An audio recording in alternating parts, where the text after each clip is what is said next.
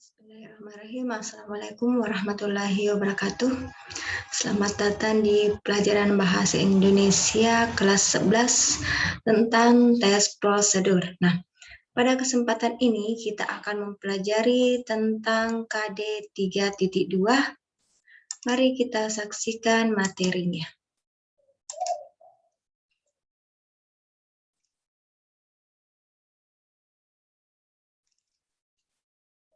Assalamualaikum. Ayo mari kita belajar secara bersama-sama.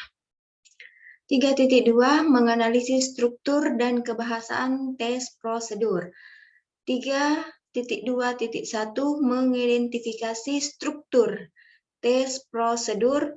Kemudian 3.2.2 menelaah kebahasaan tes prosedur. Mengidentifikasi struktur tes prosedur. Nah, ini adalah contoh tes prosedur yang dimasukkan juga kutipan-kutipannya. Ini adalah tujuan dari tes prosedur. Kemudian ini alat dan bahan tes prosedur. Kemudian langkah-langkah tes prosedur. Kemudian ini adalah lanjutan yang tadi, langkah-langkahnya. Ini juga disajikan dengan gambar. Nah, tes prosedur mempunyai struktur yang terdiri atas bagian-bagian sehingga terciptalah tes yang utuh. Nah, jadi tes prosedur itu seperti yang kita saksikan tadi, contohnya itu terbagi atas 3. Yang pertama ada tujuan. Tujuan itu adalah tujuan dibuatnya tes prosedur, kemudian bahan dan alat yang digunakan, serta langkah-langkah. Kemudian 3.2.2 menelaah kebahasaan tes prosedur. Nah, kebahasaan dalam tes prosedur itu terbagi atas 3. Yang pertama itu penggunaan kata kerja. Dalam tes prosedur banyak menggunakan kata kerja. Contoh, masukkan air itu adalah contoh dari kata kerja yang terdapat dalam tes prosedur. Kata kerja dibedakan menjadi 2 jenis, yaitu secara struktural dan sistematis. Jadi kata kerja struktural itu terdiri atas 2 macam. Yang pertama ada kata kerja dan yang kedua ada kata kerja berimbuhan.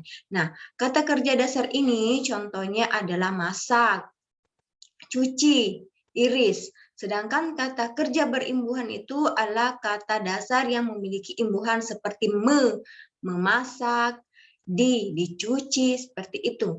Nah, kemudian kata kerja sistematis terdiri atas 4. Yang pertama adalah menyatakan tindakan atau perbuatan, misalkan memotong wortel, memasak sayur, mendidihkan air, itu dikatakan sebagai tindakan atau perbuatan.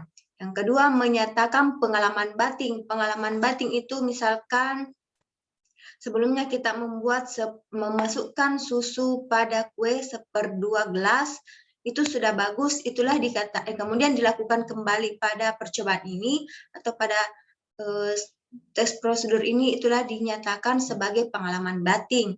Kemudian bagian C menyatakan proses atau perubahan. Nah, proses perubahan yang dimaksud di sini adalah apa yang kita perbuat.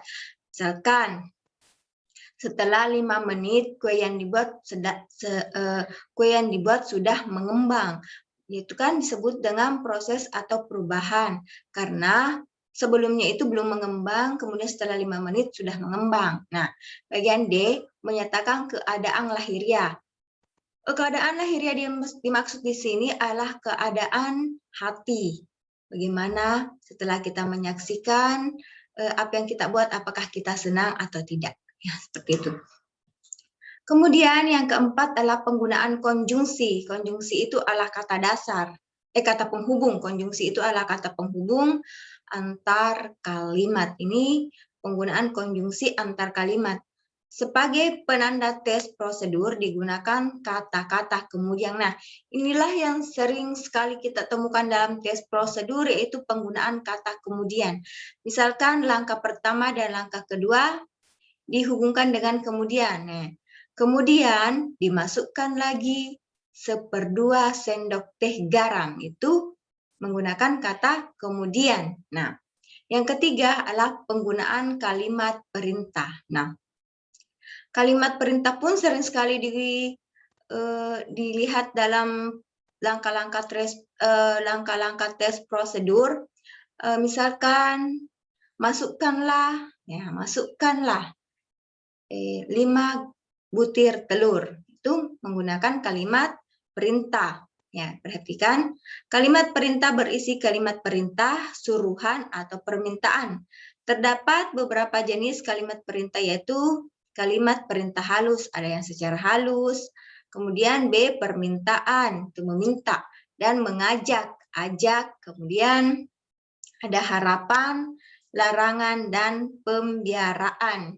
Ini adalah contoh atau jenis-jenis, ini adalah jenis dari kalimat perintah.